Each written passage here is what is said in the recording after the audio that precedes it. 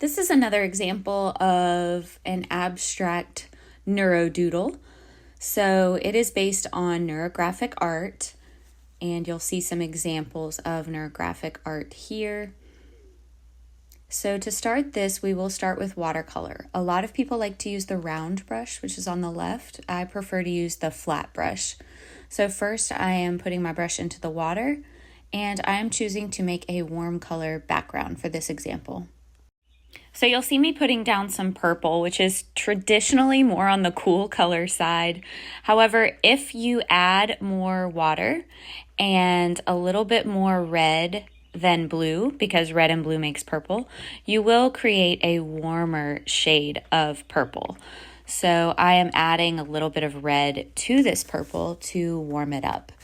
It's kind of like you gotta know the rules in order to break them. We are using analogous colors, so these are colors that are next to each other on the color wheel. So while I'm working on this, I'm actually thinking about balance. Balance is one of our principles of art, and you'll notice that purple that I started with a little bit more red in it, I repeated that in the upper left corner, and then some areas where you see more red, I repeated that in the opposite corner. So the whole time I'm kind of thinking about balance, even though it may look erratic or frivolous. I am considering the principles of art while I'm creating.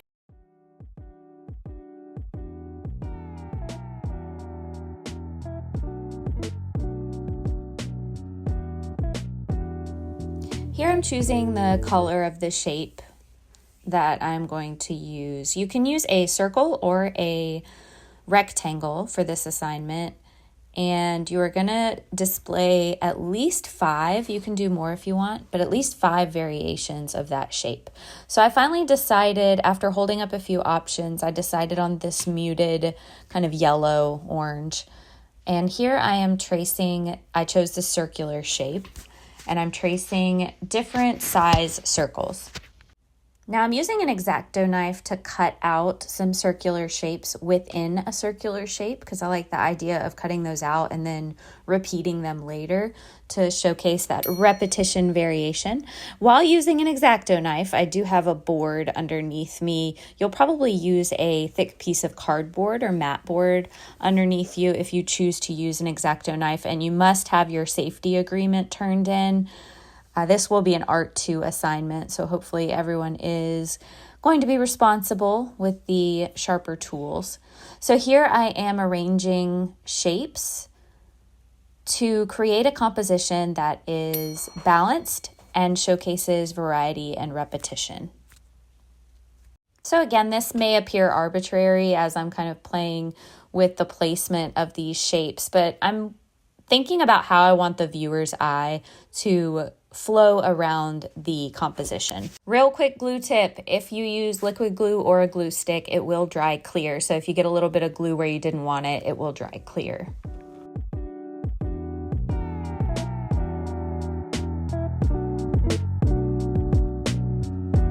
I have chosen to slow down the video here because I want to show you the placement of the glue top back onto the glue.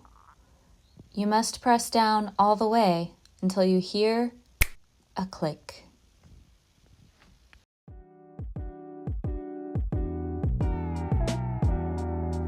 For the next step, you're going to add a Sharpie or a specialty pen or marker if you have them.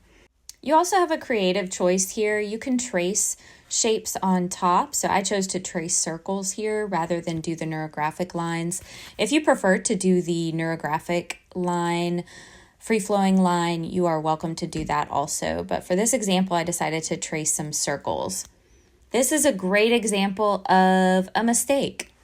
Sometimes we make mistakes and we just have to look at it staring back at us, and we have to persevere.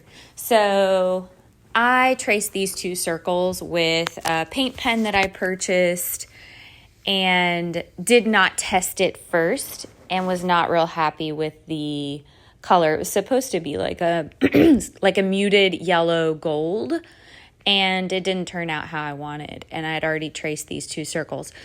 So I had to persevere and keep going.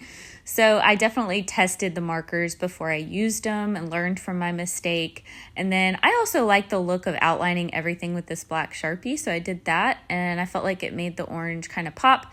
And I actually went back with that same paint pen that I started with and I started to like it in the middle of this orange. So I added that throughout, and I also used the neurographic skill that we learned earlier to round out and connect all of the intersecting lines. So I rounded out all of the corners.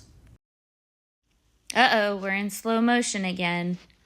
Something has happened. I cannot find the top to this brand new paint pen that was just purchased. And I can't find it. And I'm noticing a huge mess in my work area. If I had stayed more organized, I could have found this paint pen top much earlier, and I may not have dropped it or let it roll off the table. So yeah, respect your materials. I hope you enjoy this. I did. Bye-bye.